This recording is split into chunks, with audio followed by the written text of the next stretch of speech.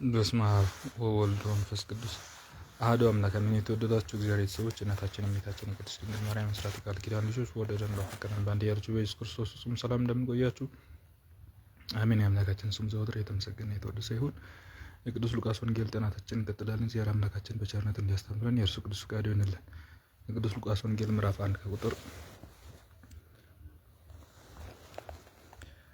44 ጀምሮ ያለውን ነው 49 ጀምሮ ያለውን ነው የምንመለከተው። እመቤታችን ቅድስት ድንግል ማርያም ከብስራቱ በኋላ ወደ ቅድስት ኤልሳቤጥ ወደ ዘመዷ እንደሄደች የሚናገር ክፍል ነው።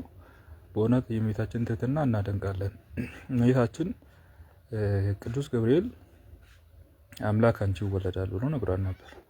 እርሷ ግን እንደ ቃል ይሁንልኝ ስትል እንደ ባሪያ አለች እንጂ አምላክን የምወልዳት ሴት ብላ ራሷን አላኮፈሰችም። ራሳችንን የምናኮፍስ ሰዎች ከድንግል ማርያም የምንማረው ትህትና ይኖራል። እርሱ የእግዚአብሔር እናትነትን ቅዱስ ገብርኤል ያበስራታል። እርሷ ጋር ከተራው ሰው ጋር የእግዚአብሔር ባሪያ እንደመሆኗ ትናገራለች። እኛ የእግዚአብሔር ባሪያዎች ነን። ቄስም ጳጳስም ፓትርያርክም ብንሆን መገልገያ እቃዎቹ ነን።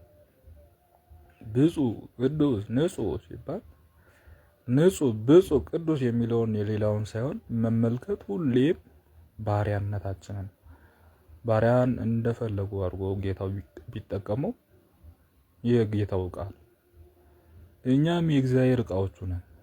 እግዚአብሔር እንደፈለገ መጠቀም የሚችል ዕቃዎቹ ነን። በቅስና ቢጠቀምን በቅስና ቢጠቀም በትርክና ቢጠቀምን የራሳችን የሆነ ምንም ነገር የለም። ድንግል ማርያም የራሷ የሆነ ነገር አይደለም። በድንግልና መኖርን እርሱ የሰጣት እርሱ ያስጠበቃት የእርሱ ዋጋ ናት፣ የእርሱ ዕቃ ናት እና የእርሷ ዕቃነቷን ነው እሷ የምትናገረው። ቅዱስ ገብርኤል ደግሞ የአምላክ እናትነቷ። አሁን ይሄን ለምን አነሳውን ቢባል ወደ ዘመዷ ወደ ኤልሳቤጥ መሄዷ ደግሞ ሌላ የትህትናዋን ጫፍ የሚያሳየን ነው። እንግዲህ ተመልከቱ፣ እመቤታችን እኮ ታቦት ናት። የቃል የወልደ እግዚአብሔር ቃል ማደሪያ ናት። ታቦት እንዴት ብቻውን ወደ አንድ ሰው ይሄዳል ሳይታጀብ? እመቤታችን ልታጀብ እስቲ ኑ አጅቡኝ አምላክ ነው በእኔ የሚጸነሰውን ብትል ጽንሷን ያጨናገው ሰይጣን ይገርልባት ነበር። የእርሷ ትህትና በልቧ የምትጠብቀው ነገር ለዓለሙ ድህነት በጣም ወሳኝ ነበር። ራሷን ከፍ ያለ ማድረጓ፣ ራሷን በዛው መጠን ዝቅ ማድረጓ።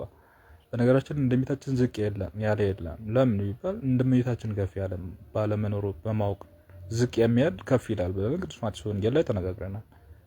ራሱን ዝቅ የሚያደርግ ከፍ እንደሚል። ስለዚህ እንደሚታችን ዝቅ ያለ የለም። በምን አወቅን ቢባል እንደሚታችን ከፍ ያለ ስለሌለ የለም። ስለዚህ በዚህ መነሻነት እመቤታችን ቅድስት ድንግል ማርያም ወደ ኤልሳቤጥ መሄዷን እንዲሁ እናደንቃለን። በጣም የሚገርመው ረዘም ያለ ኪሎ ሜትር ነው። ለምን ኤልሳቤጥ ጋር ትሄዳለች? እንግዲህ ተመልከቱ እና ፈጥና ተነሳች። ወደ ተራራማው ሀገር ወደ ይሁዳ ከተሞች ደረሰች። ከገሊላ ወደ ይሁዳ ነው የሄደችው። ወደ 30 ኪሎ ሜትር 3 ሰዓት በላይ በእግር ተራምዳ ወደ ተራራማው ነው ደግሞ እና አምላክን በማህፀኗ ይዛ አንዲት እናትን ልትጠይቃት ዘመዷን ኤልሳቤጥን ልትጠይቃት መውጣቷን በጣም ነው የምናደንቀው። ትህትናዋን የምናመሰግንበት ነው። እና ወደ ይሁዳ ከተማ ደረሰች። ወደ ዘካርያስም ቤት ገብታ ለኤልሳቤጥ ሰላምታን ሰጠቻት ይላል። እንግዲህ የእመቤታችን ሰላምታ ዝም ብሎ ሰላምታ አይደለም። ለምን ቢባል እግዚአብሔር ወልድ በማህፀኗ የያዘች ድንግል ናት። እግዚአብሔር አብ እግዚአብሔር መንፈስ ቅዱስ ስራ የሚሰራባት እናት ናት እና ሰላም ባለች ጊዜ ምን እንደሚከተል ቀጣይ ላይ እናያለን። ኤልሳቤጥም የማርያምን ሰላምታ በሰማች ጊዜ ጽንሱ በማህፀኗ ዘለለ። እንግዲህ ሰላምታው ስራ የሚሰራ ነው አይደል ያልነው። ሰላምታዋ ዝም ብሎ ሰላምታ አይደለም። እንደኛ ሰላም እግዚአብሔር ይመስገን ብለን እግዚአብሔር እንድናመሰግንና ጤንነታችን ለመጠየቅ የምናደርገው አይነት ሰላምታ ብቻ አይደለም። በማህፀን ያለ ሽል የሆነውን የ6 ወር ህፃን ሊያዘልል የሚችል ሰላምታ ነው የድንግል ማርያም ሰላምታ። ማን የተጠቀምባት ስለሆነ እግዚአብሔር ስለሚጠቀምባት፣ እግዚአብሔር በማህፀኗ ስላለ መንፈስ ቅዱስ መላባት በኤልሳቤጥ እስከሚል ድረስ ተመልከቱ። መንፈስ ቅዱስ እንዲሞላ ማድረግ የሚችል ሰላምታ ነው የእመቤታችን ሰላምታ። መንፈስ ቅዱስ በማህፀን ያለውን ጽንስ እንዲያዘልል መንፈስ ቅዱስን ማምላት የሚችል ሰላምታ ነው እና እመቤታችን ሁላችንም ሰላም ትበለን በእውነት። ለዚህ ነው እመቤታችንን ሰላም ላንቺ ይሁን እያልን የምንጠራው የምናመሰግነው። ሰላም ላንቺ ይሁን የምንለው ሰላምታዋ እኛ ሰላም ስንላት እሷ ሰላም ትለናለች፣ መንፈስ ቅዱስ ይሞላብናል እና ሰላምታ ላንቺ ይገባል ብለን ቤተክርስቲያን ጸሎት የምታደርገው በዚህ መነሻነት ነውና አንድ ሰው ሰላም ሲባል ሰላም ይላል። እመቤታችን ደግሞ ትህትናት ሰላምታ ትመልሳለች። ሰላምታን ባይመልሱ ብሏል ጌታችን ለሐዋርያት፣ ሰላምታችሁን ባይቀበሉ ትቢያችሁን አራግፋችሁ ተመለሱ ብሏል። ሰላምታችሁን ተቀብሎ ቤታችሁ የሚያሳርፏችሁ ካለ ግን ሰላም የእናንተ ሰላምታ ይረፍ ብሏል።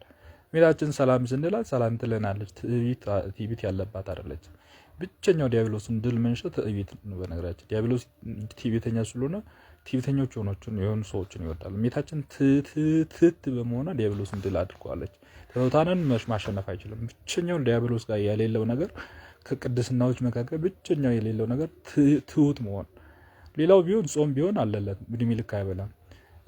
ጸሎት ቢሆን አለለት እድሜ ልክ ኃጢአት እየሰሩ ሰዎች ለእኔ ያርግልኝ ብሎ ይጸልያል። ስለዚህ ሰው በምንድን ነው ዲያብሎስን ሊያሸንፍ የሚችለው ቢባል በትህትና። እመቤታችን በዚህ መልኩ ትህትናን በተግባር አሳየች። ሰላም ስትል ማኅፀኗ ያለ ጽንስ ዘለለ። ኤልሳቤጥም በመንፈስ ቅዱስ መላባት፣ በታላቅ ቃልም ጮኻ እንዲህ አለች ይላል። ስለ እመቤታችን ሲነገር በታላቅ ቃል ነው የሚነገረው፣ ከልብ በሆነ በታላቅ ቃል ነው የሚነገረው። ይህን ከኤልሳቤጥ ነው የተረዳን፣ መጽሐፍ ቅዱስ ነው የነገረን እና እንዲህ አለች፣ በማኅፀኗ ዘለለች፣ በኤልሳቤጥም መንፈስ ቅዱስ መላባት እንዲህ አለች፣ ከሴቶች ተለይተሽ አንቺ የተባረክሽ ነሽ አላት። ቅዱስ ገብርኤል ያላትን ቀጥታ ቃል በቃል እንደ መንፈስ ቅዱስ ካላቀበለ በቀር ይህንን ማን ሊነግራት ይችላል? እግዚአብሔር ከአንቺ ጋር አለች። ሰው እኮ ከእግዚአብሔር ጋር መሆን ባልቻለበት ዘመን ላይ በብሉይ ኪዳን ያለች ሴት ነው፣ አንዲት ቅድስት ሴት ነው ኤልሳቤጥ እና እግዚአብሔር ከአንቺ ጋር አለ፣ አንቺ ከሴቶች ተለይተሽ የተባረክሽ ነሽ አለቻት ማለት ነው። እንግዲህ መላእክትን ወክሎ ቅዱስ ገብርኤል አመሰገናት፣ ሰዎችን ወክላ ኤልሳቤጥ አመሰገነች። ምስጋና የሚቆም እንዳይደለ ቀድም እመቤታችን ደግሞ ቀጥላት የምትናገረው ክፍል ይኖራል። እሱን እንቀጥላለን። የማኅፀን ፍሬ የተባረከ ነው ብለው ክርስቶስ የሚወለደው የማኅፀኗ ውስጥ እንግዲህ እሷ ውስጥ ማን እንደተጸነሰ መንፈስ ቅዱስ ካልሆነ በቀር ማን ሊገልጥላት ይችላል? ኤልሳቤጥ ይህን ብስራቱን ማንም የሰማ የለም አይደል ያለው።